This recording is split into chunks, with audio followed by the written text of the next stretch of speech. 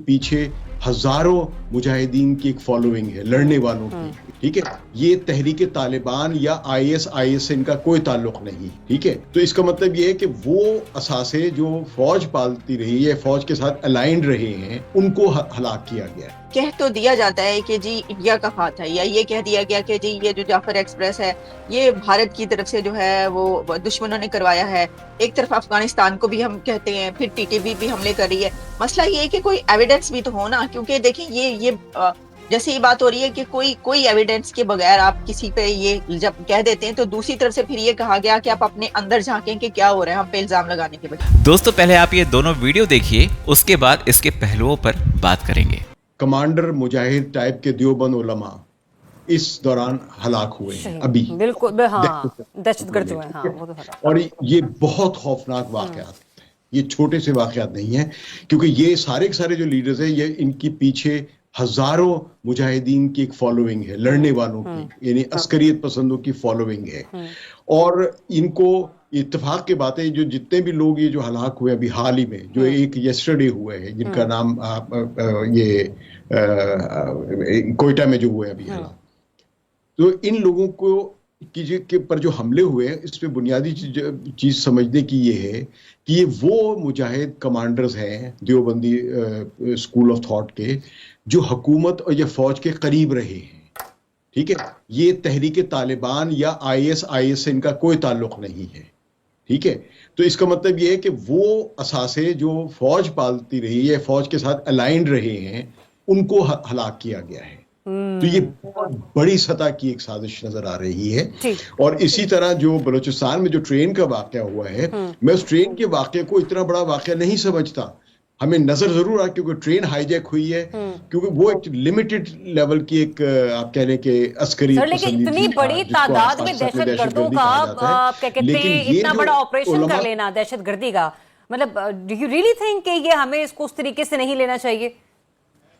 नहीं, मैं नहीं कह रहा कि नहीं लेना चाहिए, लेकिन मैं ये अर्ज कर रहा हूं कि जो खैबर पख्तूनख्वा में या जो उलमा का जो कत्ल हुआ है, इसको ज्यादा संजीदगी से समझने की जरूरत है। तक एविडेंस नहीं है, तो ये पाकिस्तानी गवर्नमेंट का इल्जाम है।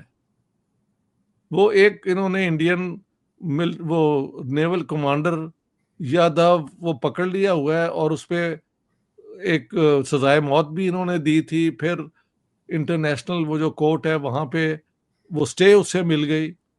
तो एक ही है, अगर उसे एविडेंस कहा जाए, कि Yadav an Indian national serving in the Pak Indian navy according to Pakistan was arrested in Balochistan.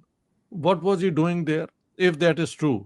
कुछ लोग कहते हैं कि इसको ईरान से एक्चुअली पकड़ के ले आए थे and he was not in Balochistan. तो ये जो इंडिया पे इल्ज़ाम है, वो पाकिस्तान ने तो ऑफिशियली कर दिया ना कि इंडिया ने करवाया है, लेकिन जैसे आप कह रही हैं, I would want concrete convincing evidence Indian involvement का।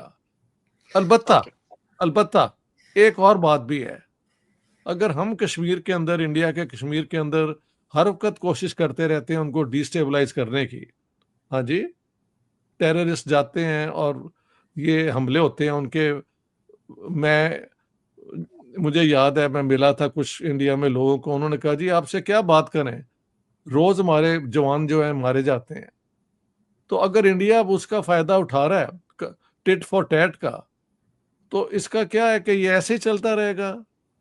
दोनों मिलके बैठे और दे शुड एग्री कि इसको नहीं हमने करना, we are going to normalise relations. लेकिन ये मैं कह के थक गया हूं। But as you say concrete क्या कहते हैं एविडेंस जो इंडिया को नेल डाउन करे, वो अभी तक नहीं मिला हमें। अब आपने सुना दोस्तों कि पाकिस्तानी पत्रकार और पाकिस्तानी हुकूमत ये इल्जाम लगाती है कि इन सब के पीछे भारत का हाथ है, लेकिन इस शख्स ने साफ तौर पर कहा कि अगर आप इसे टीटीपी के साथ में जोड़ते हैं या किसी और के साथ जोड़ते हैं तो वो चीज सही नहीं है। ये बलोचों की लड़ाई है पाकिस्तानी फौज के साथ, और पाकिस्तानी फौज ने अभी हाल में ही जिन लोगों को मारा है उसमें एक्स पाकिस्तानी आर्मी भी शामिल रहे हैं। रहमान गुल, जिनका नाम आपने अभी हाल फिलहाल में काफ़ी बार सुना होगा, ये पहले पाकिस्तानी फौज में नौकरी करते थे, लेकिन उसके बाद बलोचों के साथ हो गए। भाई आप ये देखिए ना, बलोच हैं, जब उनके सामने, उनकी आंखों के सामने उनकी बहन बेटियों के साथ में गलत होगा पाकिस्तानी फौज के द्वारा, तो कहीं ना कहीं खून तो गर्म होगा ना, कहीं ना कहीं वो एक भावना तो आएगी ना कि भाई छोड़ो, चलो बदला लेते हैं। रहमान गुल वही कर रहा है। पाकिस्तानी लोग उनको गद्दार मानते हैं। अब गद्दार हैं या नहीं हैं, इसकी बहस में नहीं जाएंगे, ये आप कमेंट में बताएंगे। लेकिन दोस्तों बात यह है कि जिस तरह से पाकिस्तानी सेना ने बलोचों के ऊपर अत्याचार किया था, जिस तरह से महिलाओं के साथ रेप किया था, जिस तरह से कोई फौज के खिलाफ आवाज़ उठाता था उसको गायब कर दिया जाता था या उनको मार दिया जाता था, आज अगर बलोच पाकिस्तानी फौज पर इस तरह से अटैक कर रहे हैं तो इसका साफ मतलब है, एक ही क्लियर मैसेज है कि उनको अब आज़ादी चाहिए और वो पाकिस्तानी फौज को नहीं मानते, पाकिस्तानी हुकूमत को नहीं मानते हैं। और अगर उनसे कोई बातचीत करना चाहे तो वो पहले ही हाथ जोड़ लेंगे, भाई बातचीत नहीं करनी है। बातचीत किससे करेंगे, किससे नहीं करेंगे, ये तो आप जानते ही हैं। जाहिर सी बात है, पाकिस्तान में हुकूमत का कोई रोल नहीं है, जो रोल अदा करती है वो पाकिस्तानी फ़ौज करती है। और पाकिस्तानी फ़ौज का असल चेहरा बलोचों से अच्छा और कौन बता सकता है। वहीं पर इश्तियाक सर जो कह रहे हैं कि इसके पीछे भारत है या नहीं है, इसके सबूत नहीं मिले हैं, बातचीत से जो मसले हैं उनको सुलझाया जा सकता है। सर जैसे आपने कहा ना कि बोलते बोलते आप थक गए हैं, वैसे भारतवासी भी इन सब चीज़ों से थक चुके हैं। उनको पाकिस्तान से कोई बातचीत नहीं करनी है। यहाँ की जो हुकूमत है वो एक चीज़ में बहुत क्लियर है कि जब तक आतंकवाद पाकिस्तान की धरती पर रहेगा, पाकिस्तान से कोई बातचीत नहीं होगी। तो सर हमें भी बात करने की कोई ज़रूरत नहीं है, हम सब आपकी बहुत इज्जत करते हैं क्योंकि आप बहुत मुखर होकर बातों को रखते हैं। और रही बात बीएलए को सपोर्ट की, तो मुझे लगता है कि हर इंसान चाहता है कि सामने वाले को आज़ादी मिले, आज़ाद हवा में सांस ले, और इसलिए हम लोग भी चाहते हैं कि बलूचिस्तान आज़ाद हो, बलूचिस्तान के जो लोग हैं उनको उनके अधिकार मिले और वो खुद अपनी सरकार गठित करके आगे का जीवन अच्छे से जिए। आप लोग क्या कहते हैं कमेंट करके बताएं। चैनल पर नए हैं तो चैनल को सब्सक्राइब करें, इस वीडियो को लाइक करें और शेयर करें। जय हिंद।